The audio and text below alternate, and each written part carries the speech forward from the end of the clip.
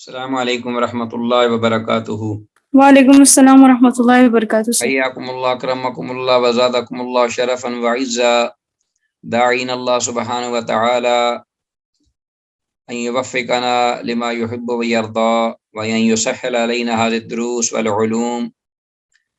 رب زدنی علما، رب اشرح لي صدری ويسر لي امری واحلل عقدۃ من لسانی يفقهوا قولی۔ اللهم انا نسألك علما نافعا وعملا متقبلا ورزقا طیبا یا الہ العالمین آمین۔ عزیز طلباء، بفضل اللہ و بعون جل وعلا مشکات المصابیح کا یہ سلسلہ دروس جاری و ساری ہے بفضل اللہ، اور آج ہمارے پاس ایپیسوڈ نمبر 46 ہے، اور اس میں وہ ایک ہی حدیث جو کہ ہمارے زیر مطالعہ ہوگی وہ ہے 2556، اس لیے کہ جیسا کہ آپ کو علم ہے کہ گزشتہ جو ہمارا سبق تھا سابقہ وہ ہم وقت کی قلت کی بنا پر کمپلیٹ نہیں کر پائے تھے۔ تقریباً آدھا جو لیسن تھا، تقریباً آدھی حدیث قریباً جو کہ رسول اللہ صلی اللہ علیہ وسلم کے آخری حج کے بارے میں ذکر کی گئی تھی، وہ ہم مطالعہ کر رہے تھے۔ تو انشاءاللہ آج بھی پہلے سب سے وہیں سے شروع کریں گے، اور بقیہ ایک حدیث بھی اللہ کی توفیق سے کوشش کریں گے کہ ہم اس کو پڑھیں، اس کا مطالعہ کریں جس کا تعلق آج کے سبق سے ہے۔ تو آتے ہیں سب سے پہلے ہم سابقہ لیسن کے حوالے سے جو حدیث تھی جو کہ ہم پوری کمپلیٹ نہیں کر پائے تھے، اس کی طرف آتے ہیں۔ براہ راست حضرت جابر بن عبداللہ رضی اللہ تعالیٰ عنہ سے وہ طویل حدیث موجود ہے جو کہ وہ رسول اللہ صلی اللہ علیہ وسلم کے حجۃ الوداع کے بارے میں ذکر کرتے ہیں کہ رسول اللہ صلی اللہ علیہ وسلم نے کیسے حج ادا فرمایا۔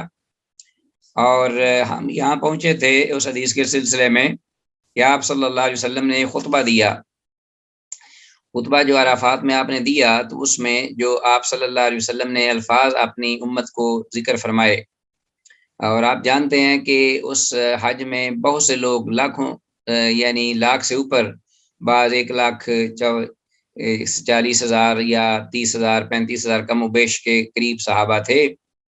اتنی بڑی جو تعداد ہے سے پہلے کبھی ایک جگہ جمع نہیں ہوئی۔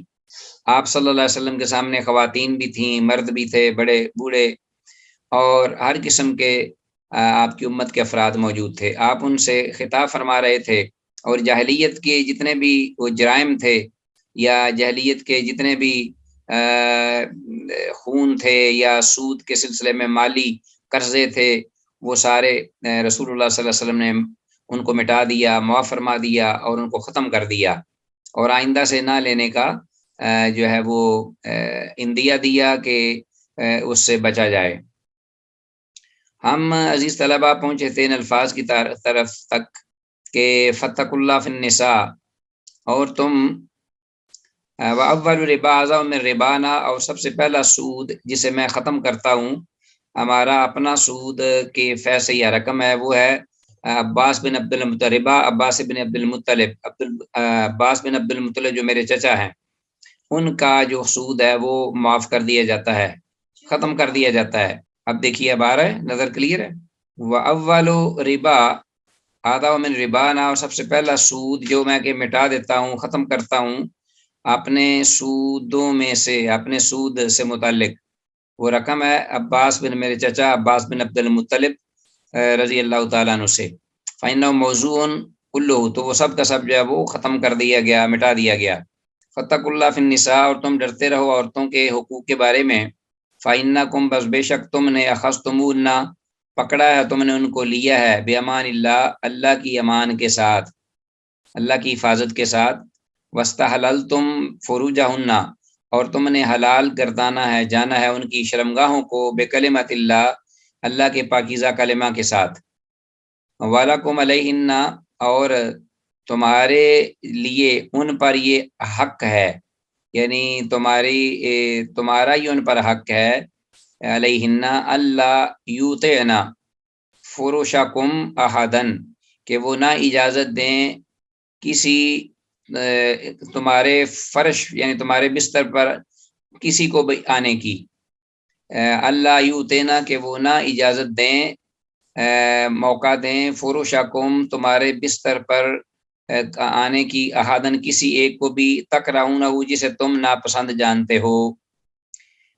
مراد یہاں گھر ہے یا چار دیواری ہے کہ جس کو تم ناپسند جانو اس کو وہ اجازت نہ دیں کہ وہ اندر آئیں، گویا کہ آپ کی موجودگی اور عدم موجودگی میں وہ آپ کی عزت کی ناموس کی حفاظت کریں۔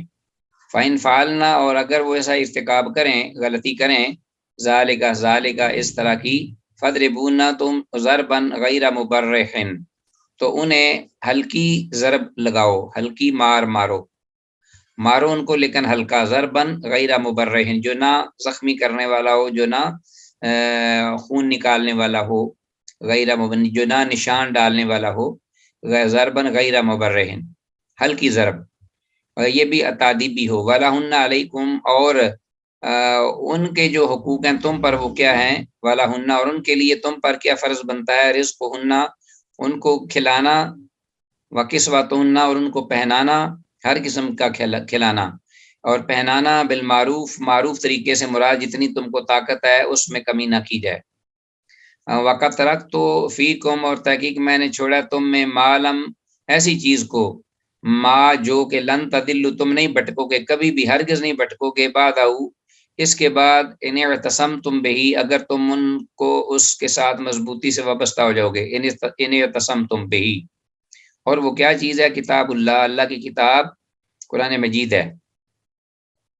وَأَنْتُمْ تَسْتُسْأَلُونَ عَنِّی، اور بے شک تم اے لوگو تم پوچھے جاؤ گے، انی، میرے بارے میں، فما انتم قائلون، تو تم کیا کہو گے، کیا کہنے والے ہوگے اللہ کی بارگاہ میں میرے بارے میں جب تم سے پوچھا جائے گا۔ قالوا، سب نے کہا، نشہد، ہم گواہی دیتے ہیں، انک، قد بلغتا، کہ بے شک آپ نے تحقیق پہنچا دیا، بلغت الرسالہ، یعنی پیغام اللہ کا، پیغام الہی پہنچا دیا، وادیتا، اور آپ نے حق ادا کر دیا پہنچانے میں، ونصحت، اور آپ نے اپنی امت کی خیر خواہی فرمائی پہنچانے میں۔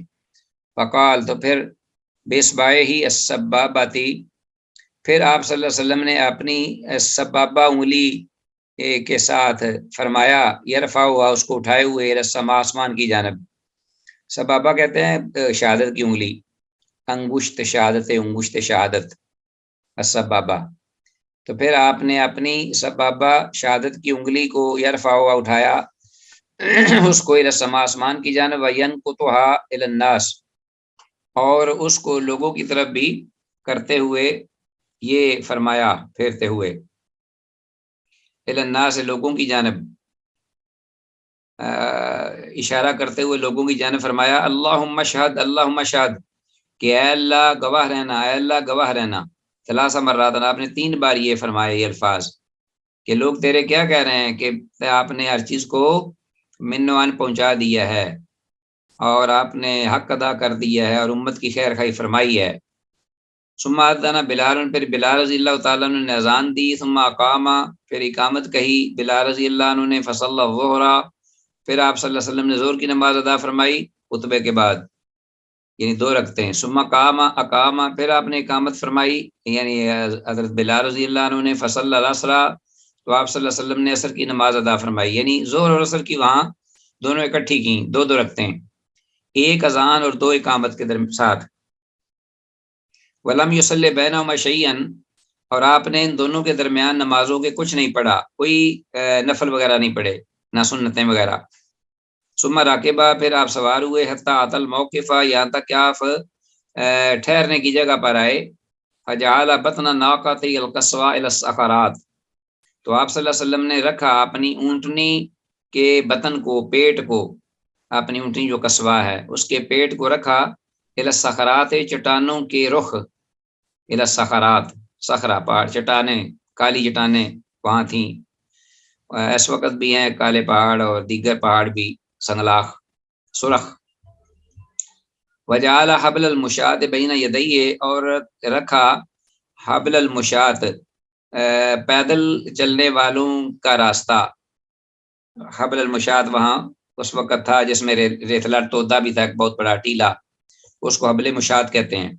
تو حبل مشاة جو ہے اس کو رکھا جہاں پیدل لوگ آتے تھے، ایک راستہ بنا ہوا تھا، تو رکھا اپنے سامنے، بین یدیہ، اپنے سامنے، واستقبل القبلہ، اور قبلہ رخ، آپ نے منہ فرمایا، قبلہ رخ توجہ کی، اور فلم یزل، اور پھر ہمیشہ رہے، مسلسل واقفاً، کھڑے رہے، اپنی اونٹنی پر حتی غربت الشمس، یہاں تک کہ سورج غروب ہو گیا، مغرب ہو گئی، وذهبت الصفرۃ قلیلا، اور تھوڑی سی جو سرخی ہے وہ بھی زائل ہو گئی، چلی گئی، یعنی تھوڑا سا اندھیرا پھیل گیا سورج غروب ہونے کے بعد، تھوڑا سا اندھیرا پھیلا، حتی غاب القرص، یہاں تک کہ ٹکیا جو ہے وہ بھی، یعنی وہ جو ٹکیا تھی سورج کی بالکل غائب ہو گئی۔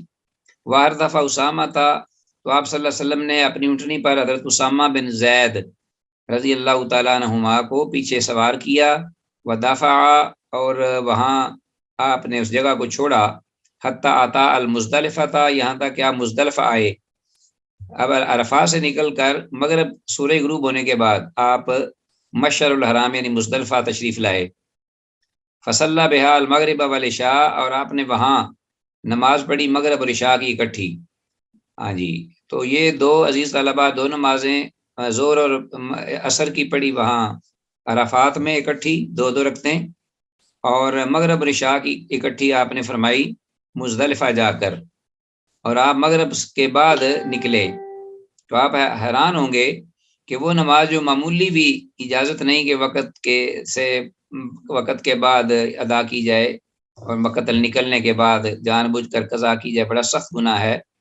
یہاں اللہ کے رسول صلی اللہ علیہ وسلم نے باقاعدہ مغرب کی نماز وہاں جا کر پڑھی، حالانکہ سورج وہاں غروب ہوا اس میں عرفات میں، تو آپ نے وہاں عرفات میں اس کو نماز کو نہیں ادا کیا۔ تو معلوم ہوا کہ اصل شریعت جو ہے وہ اللہ اس کے رسول کے حکم کا عمل کا نام ہے۔ المغرب والعشاء وہاں پڑھی باذان واحد، ایک اذان کے ساتھ، و اقامتین، اور دو اقامتوں کے ساتھ، یعنی جیسے عرفات میں کیا تھا۔ ولم یسبح بینہما شیئا، اور ان دونوں نمازوں کے درمیان آپ نے نہ کوئی نفلی عبادت کی، نہ آپ نے کوئی ذکر کیا تسبیح وغیرہ۔ ثم استجع، اور طول جا کر لیٹ گئے، کیونکہ تھکے ہوئے تھے، تھکاوٹ پورے دن کا وقوف اور پھر دعائیں اور پھر سفر، پھر آپ لیٹے حتی طلع الفجر، یہاں تک کہ فجر طلوع ہو گئی، فصل الفجر، تو آپ نے فجر کی نماز پڑھی، حتی تبین له الصبح، یہاں تک کہ صبح جو ہے وہ کلیئر ہو گئی، یعنی ظاہر ہو گئی، تبین له الصبح، آپ کے لیے صبح جب روشن ہو گئی، تو باذان و اقامت، وہ آپ نے فجر کی نماز پڑھی تھی باذان، ایک اذان، و اقامت، اور ایک اقامت کے ساتھ۔ ثم راکب القصوى، پھر آپ فجر کی نماز پڑھنے کے بعد اسی طرح آپ اپنی سواری پر تشریف لائے، سوار ہوئے راکب القصوى پر، حتی اتى المشعر الحرام، یہاں تک کہ مشعر الحرام آئے۔ اس پورے علاقے کا نام تو مزدلفہ ہے، لیکن المشعر الحرام ایک پہاڑی ہے جس کا نام قرآن مجید میں بھی جس کا ذکر آیا ہے، تو یہ جگہ بہت ہی بابرکت ہے۔ استقبل القبلۃ، مشعر الحرام پہاڑی کے پاس آپ آئے، ابھی سورج طلوع نہیں ہوا، آپ قبلہ رخ ہوئے، فاستقبل القبلۃ فدعا، اور آپ نے دعا فرمائی، وکبرہ، اور اللہ جل شانہ کی تکبیر فرمائی، وحلل، اور اللہ کی تحلیل یعنی تکبیرات اور تحلیلات، اللہ اکبر اور لا الہ الا اللہ، ووحدہ، اور اللہ جل شانہ کی توحید بیان فرمائی، فلم یزل، اور اسی طرح آپ رہے، واقفاً کھڑے، حتی اسفر جدا، یہاں تک کہ صبح بہت زیادہ روشن ہو گئی، فدفع، تو آپ نے اس جگہ کو چھوڑا، قبل ان تطلع الشمس، اس سے پہلے کہ سورج جو ہے وہ طلوع ہو جائے۔ ابھی سورج طلوع ہونا تھا کہ بہت تھوڑی دیر سورج طلوع ہونے سے پہلے روشن جب اچھی روشنی ہو گئی، تو فجر کے بعد تو آپ مزدلفہ سے نکلے۔ واردف الفضل بن عباس، اور آپ صلی اللہ علیہ وسلم نے اب اپنے پیچھے فضل بن عباس کو بٹھا لیا، آپ کے چچا زاد جو تھے، کزن فضل بن عباس، حضرت عباس رضی اللہ عنہ کے بیٹے۔ اللہ اکبر۔ اور اسی پر آپ کی جو اہلیہ تھی رسول اللہ صلی اللہ علیہ وسلم کی چچی صاحبہ ام الفضل، اس فضل کے نام پر، یہ بڑے بیٹے تھے ان کے، کنیت تھی۔ حتی اتا بطن محصر، یہاں تک کہ آپ صلی اللہ علیہ وسلم وہاں سے نکل کر اپنے پیچھے فضل بن عباس کو بٹھا کر بطن محصر آئے، محصر وادی میں۔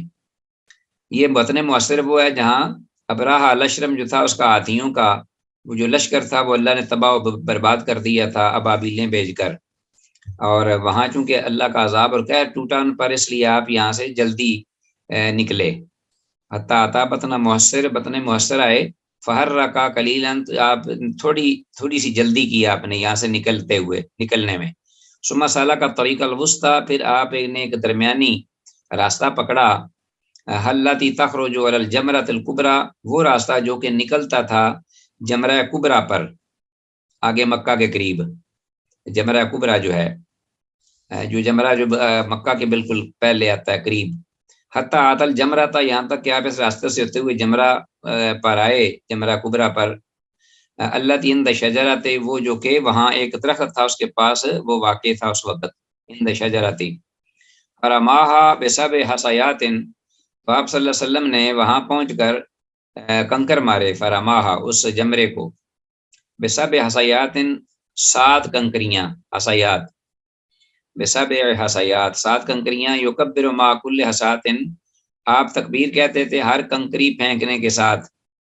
منہا مثل حصل غصف، ہاں جی، ان میں سے ہر کوئی جو تھی وہ ایک کس کے مانند تھی؟ خصف، چنے کے دانے کے برابر. من الخزف، مثل حصا الخزف، یعنی ان میں سے ہر ایک جو تھی وہ چنے کے برابر، یا آپ میں لیجئے، یا خزف سے مراد، اور حصا الخزف وہ چیز جو کہ ہاتھ سے پھینکی جا سکتی ہو، تو وہ ہے، اس کو کہتے ہیں خزف.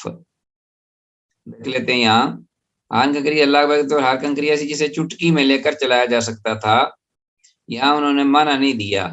خزف میں انشاءاللہ بتا دوں گا آپ کو. مثل حصل حصا الخزف،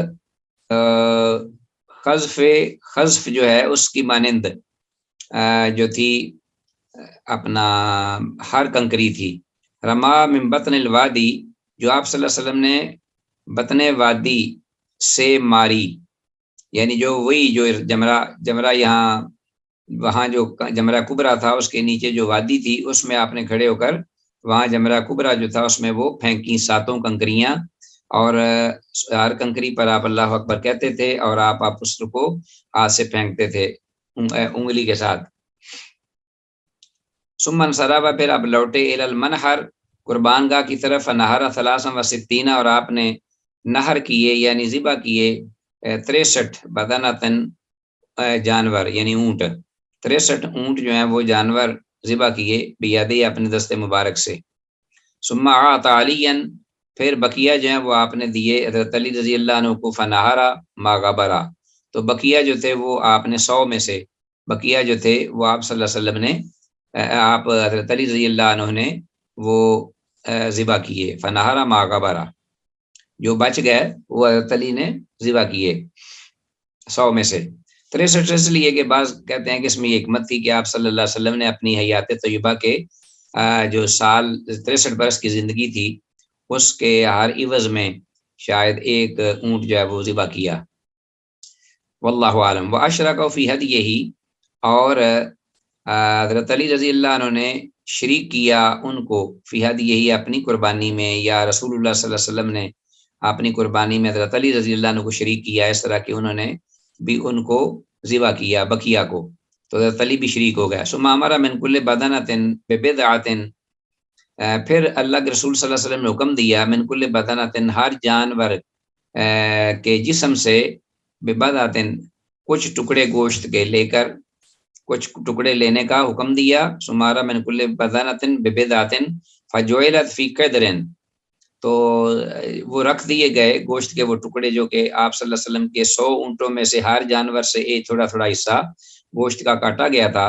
فجعلت فی قدر، تو اسے ایک ہی دیگ میں رکھ دیا گیا، ایک ہی ہنڈیا جو ہے بڑی رکھ دیا گیا. فطبخت، اور پکایا گیا اس کو. فاکلا من لحمھا، تو دونوں نے، حضرت اللہ کے رسول اور حضرت علی رضی اللہ عنہما دونوں نے کھایا من لحمھا، اس گوشت سے. وشربا، اور دونوں نے پیا من مراقھا، اس قربانیوں کے گوشت سے شوربہ بھی. ثم رکب رسول اللہ صلی اللہ علیہ وسلم، پھر رسول اللہ صلی اللہ علیہ وسلم سوار ہوئے. فافاض، اور آپ صلی اللہ علیہ وسلم اپنی سواری پہ سوار ہوئے. فافاض الی البیت، تو آپ صلی اللہ علیہ وسلم چلے اللہ کے گھر کی جانب، بیت اللہ کی جانب، مکہ مکرمہ. فصلی بمکہ الظہر، تو آپ صلی اللہ علیہ وسلم نے ظہر کی نماز مکہ میں ادا فرمائی اسی دن، یہ قربانی یوم النحر ہے، نہر قربانی کا دن 10 ذی الحج کو۔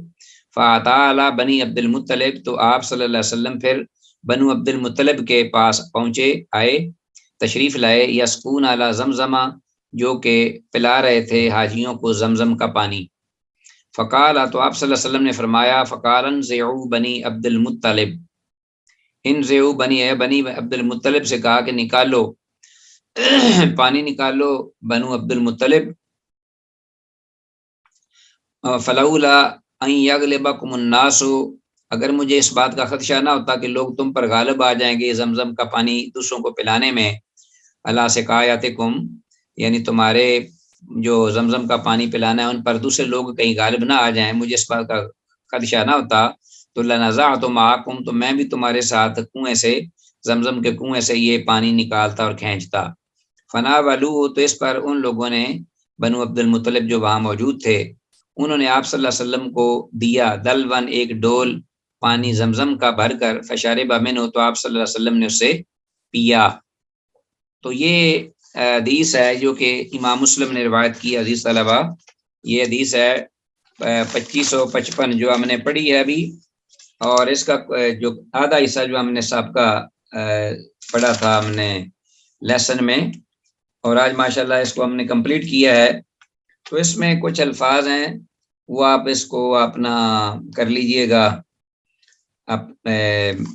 انڈر لائن تو میں انشاءاللہ بعد میں بتاتا ہوں۔ آتے ہیں آج کے سبق کے حوالے سے، جو آج کی حدیث ہے وہ اس سے قدرے کم ہے لیکن ٹائم بھی کم ہے، اس لیے اس کو ہم انشاءاللہ ختم کریں گے، اور اس کا کچھ تعلق اس حدیث سے بھی ہے۔ تو وہ حدیث ہمارے پاس ہے نیکسٹ، یہ اس کا بھی تعلق حجۃ الوداع کے جو حج ہے رسول اللہ صلی اللہ علیہ وسلم کا، اس کے بارے میں ہے کچھ حصہ عائشہ رضی اللہ تعالیٰ عنہ نے بیان کیا ہے، وہ بھی ساتھ تھیں، اس لیے وہ فرماتی ہیں کہ قالت، کہتی ہیں، وان عائشہ قالت خرجنا مع النبی صلی اللہ علیہ وسلم، کہ ہم نکلے اللہ کے نبی صلی اللہ علیہ وسلم کے ساتھ، فی حجۃ الوداع، حجۃ الوداع میں، آپ کا جو آخری حج تھا آپ کے ساتھ، آپ کی معیت میں، فمنا من احل بعمرۃ، تو ہم میں سے وہ بھی تھے جس نے احرام باندھا عمرے کے لیے، عمرے کی ادائیگی کے لیے تلبیہ پڑھا، ومنا من احل بحج، اور ہم میں سے وہ بھی تھے جنہوں نے احرام باندھا یا تلبیہ پڑھا بحج، حج کی نیت کے ساتھ، جو حج افراد ہے، اور بعد میں عمرے کا۔ فلما قدمنا، تو پھر جب ہم قدمنا مکہ تھا، پھر ہم جب سب آئے مکہ مکرمہ، قال رسول اللہ صلی اللہ علیہ وسلم، تو اللہ کے رسول صلی اللہ علیہ وسلم نے ارشاد فرمایا، من احل بعمرۃ ولم یحد، کہ جس شخص نے احرام باندھا تھا یا تلبیہ پڑھا تھا عمرہ کی غرض سے، ولم یحد، اور اس کے پاس قربانی کا جانور نہیں تھا اور نہ وہ ساتھ اپنے لا سکا، فلیحلل، تو اسے چاہیے کہ وہ عمرہ کر کے حلال ہو جائے، وہ پورا عمرہ کرے، بال کٹوائے اور حلال ہو جائے، احرام اتار دے۔ ومن احرم بعمرۃ واحدہ، اور جس شخص نے تو کہتی ہیں کہ آپ صلی اللہ علیہ وسلم نے یہ فرمایا، ومن احرم، اور جس شخص نے احرام، بیٹا تصویر آ رہی ہے سکرین پہ نظر، جی سر، ومن احرم بعمرۃ، اور جس شخص نے احرام باندھا ہے عمرہ کا، واحدہ، اور وہ قربانی کا جانور بھی ساتھ لے آیا ہے، فلیحل بالحج، تو اسے چاہیے کہ وہ تلبیہ پڑھتا رہے حج کا، معلوم رہتے عمرہ کے ساتھ، یعنی وہ احرام نہ کھولے، وہ احرام جاری رکھے، حج کا بھی ساتھ، عمرے کے ساتھ، اور حج کو ابھی احرام بندے رکھے، وہ اپنا حلال نہ ہو اور نہ وہ اپنا احرام اتارے، وہ اس کو باقی رکھے، وہ احرام میں رہے گا، عمرہ اس کا کمپلیٹ تو ہوا ہے لیکن وہ اس عمرے کے بعد اس کو داخل کرے گا حج کے ساتھ، ملائے گا، کیونکہ وہ ساتھ اپنے قربانی لے کے آیا ہے۔ ثم لا یحل حتی یحل منہما، تو پھر وہ نہیں حلال ہوگا یہاں تک کہ وہ ان دونوں سے حلال ہو جائے۔ کس سے؟ دونوں سے، یعنی عمرے سے اور حج سے۔ کس دن؟ جس دن وہ یوم النحر کو طواف افاضہ کرے گا، تو اس وقت پھر وہ حلال ہو جائے گا۔ وفی روایت، اور ایک روایت میں ہے کہ فلا یحل، کہ آپ صلی اللہ علیہ وسلم نے فرمایا تو وہ شخص حلال نہ ہو، حتی یحل بنار ہدیہ، یہاں تک کہ وہ حلال ہو جائے اپنے قربانی کے جانور کو ذبح کرنے کے ساتھ، یعنی قربانی کے دن یوم النحر کو جب تک وہ قربانی نہ کر لے اس وقت تک وہ اپنا احرام نہ کھولے، فلا یحل حتی یحل بنحر ہدیہ۔ ایک روایت میں یہ الفاظ ہے، مفہوم وہی ہے لیکن الفاظ مختلف ہیں۔ ومن احل بحج فلیتم حجہ، اور جس شخص نے احرام باندھا ہے یا تلبیہ پکارا ہے، نیت کی ہے حج کی، تو اسے چاہیے کہ وہ اپنا حج پورا کرے۔ تو قال حضرت عائشہ رضی اللہ عنہ جو راویہ وہ کہتی ہیں فحضت، تو میں حائضہ ہو گئی، مجھے ماہواری کا ایام آ گئے۔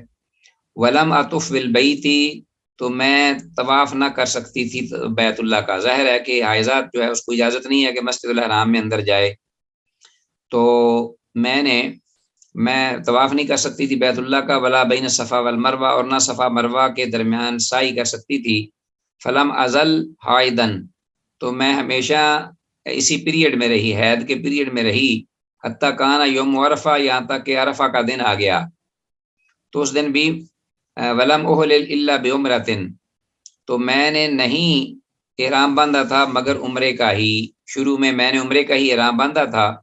تو اب معاملہ یہ ہوا کہ عرفات کے دن تک میں حائضہ تھی۔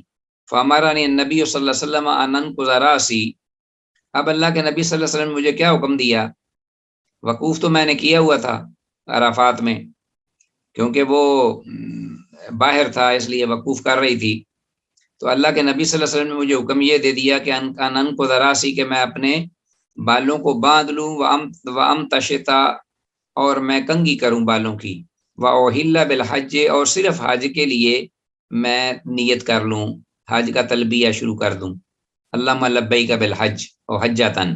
امرانی النبی صلی اللہ علیہ وسلم ان کو ذراسی وام تشتا، کہ میں اپنے بالوں کو کھول لوں، اپنے سر کے بالوں کو، اور کنگھی کروں، واحل بالحج، اور میں حج کا جو ہے نا وہ تلبیہ پڑھوں، ٹھیک ہے جی۔ وَأَتْرُكَ الْعُمْرَةَ، اور عمرے کو اب چھوڑ دوں، ٹھیک ہے، کیونکہ عمرے کا میں نے کیا ہوا تھا ارادہ۔ تو جب ایسی صورتحال آ جاتی تو ایک شرعی عذر ہے عورت کے لیے اللہ کی طرف سے، تو اس لیے اس کے لیے یہ اجازت ہے کہ اب وہ ایسا کر لے۔ ففعلت، تو میں نے ایسی کیا، حتیٰ قضیت حجی، یہاں تک کہ میں نے اپنا حج پورا کر لیا۔ بعث معی عبد الرحمن ابن ابی بکر، تو بعد میں اللہ کے رسول صلی اللہ علیہ وسلم نے آخر میں حج ادا کرنے کے بعد میرے ساتھ میرے جو بھائی تھے عبد الرحمن بن ابی بکر، ان کو میرے ساتھ بھیجا، وامرنی، اور مجھے حکم دیا کہ ان اعتمرا، کہ میں عمرہ کر لوں، مکان عمرتی، اپنے عمرے کی جگہ پر، من التنعیم، تنعیم مقام سے۔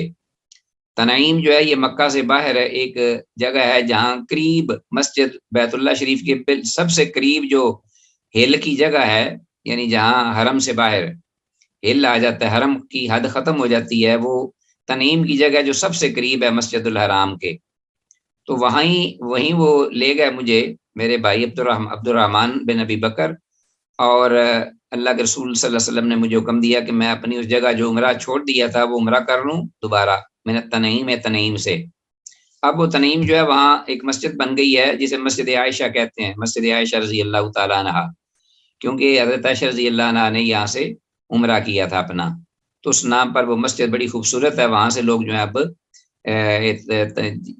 یا خواتین جن کا ایسا معاملہ بن جائے یا جنہوں نے عمرہ کرنا وہ وہاں سے اب احرام باندھتے ہیں، یا اہل مکہ جو ہیں وہ اپنے گھروں کی بجائے ہل کی طرف آ کر حرم سے باہر، ان کے لیے ضروری ہے کہ وہ ایک دفعہ اپنے کسی بھی جانب، مکہ کے کسی بھی جانب ہل میں جائیں، یعنی حرم کے دور سے باہر، اور وہاں سے عمرہ کا جو ہے وہ احرام باندھ کر آئیں اور پھر عمرہ کر لیں۔ اگر اہل مکہ کے مقیم جو ہیں مکہ والے، وہ اگر ایسا کرنا چاہیں تو ان کے لیے یہ جائز ہے، یا وہ خواتین جن کو حیض آ جائے اور وہ حج میں عمرہ نہ کر سکیں اور بعد میں کرنا چاہیں تو ان کے لیے بھی یہ جگہ ہے، من التنعیم، تنعیم، مسجد عائشہ۔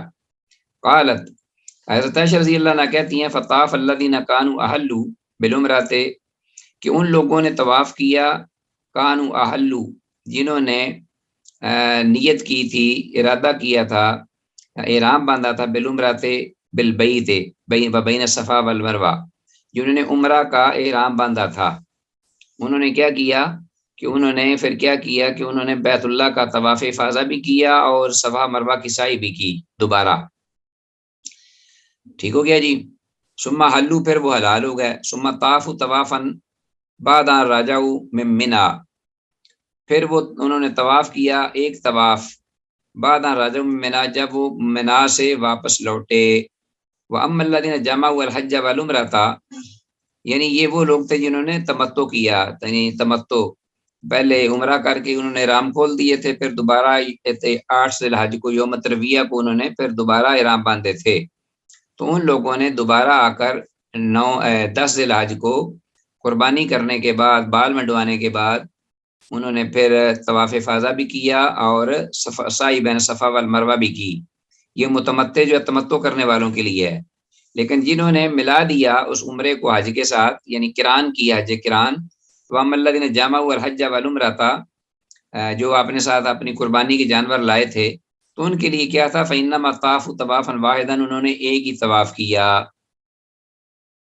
ٹھیک ہو گیا جی. تو انشاءاللہ یہ اس طرح کی اسی مفہوم کی ایک اور حدیثیں ایک دو اور آگے آئیں گی، اس سے اور زیادہ کلیئر ہو جائے گا آپ حضرات کے لیے کہ یہ کیا طریقہ ہے کہ کس طریقے سے عمرے کو حج کے ساتھ ملایا جاتا ہے. اور اہل حرم جو تھے اس وقت، قریش یا مکہ والے، وہ جائز نہیں سمجھتے تھے کہ حج کے مہینوں میں عمرہ کیا جائے. تو رسول اللہ صلی اللہ علیہ وسلم نے اس کو ختم کیا، اس رسم بد کو. اور اب قیامت تک کے لیے یہ جائز ہے کہ آدمی جو ہے حج تمتع بھی کر سکتا ہے، حج قران بھی کر سکتا ہے، حج افراد بھی کر سکتا ہے، جو بھی کسی کے لیے میسر ہو، آسان ہو. اور کوئی بھی ان میں سے جو قسم ہے وہ جب انسان ادا کر لے تو اس کے لیے اس کا جو فریضہ ہے وہ ادا ہو جاتا ہے. تو اب یہ حدیث جو تھی 2556 ہمارے پاس ہے. یہ حدیث، اس میں حدیث میں مذکور لفظ فامرانی ان انقض راسی وامتشط واحل بالحج، اس کو انڈر لائن کیجئے. فامرانی النبی صلی اللہ علیہ وسلم ان انقض راسی وامتشط واحل بالحج.